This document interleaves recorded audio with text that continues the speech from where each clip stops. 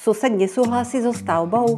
Tak toto riešte. Ak vlastníte pozemok a rozhodli ste sa na ňom postaviť rodinný dom alebo nejakú inú stavbu, tak váš sused vám nemôže úplne zablokovať výstavbu, pokiaľ dodržíte všetky zákonné predpisy. Jeho námietky môžu byť iba k jeho ochrane práv. Môže to byť napríklad hlučnosť, tienenie, prašnosť, rozostup stavieb, prístupová cesta. Dôležité je mať projekt v súlade s územným plánom a požiadať o stavebné povolenie. Ak aj sused podá námietku, musí ju odôvodniť. A teraz to najpodstatnejšie.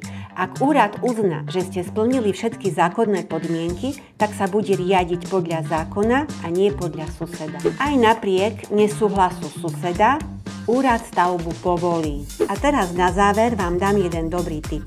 Komunikujte so svojimi susedmi, povedzte im vopred, čo budete stavať a takto sa viete potom vyhnúť ďalším konfliktom. Som Janka Jirásková z Reality Financie.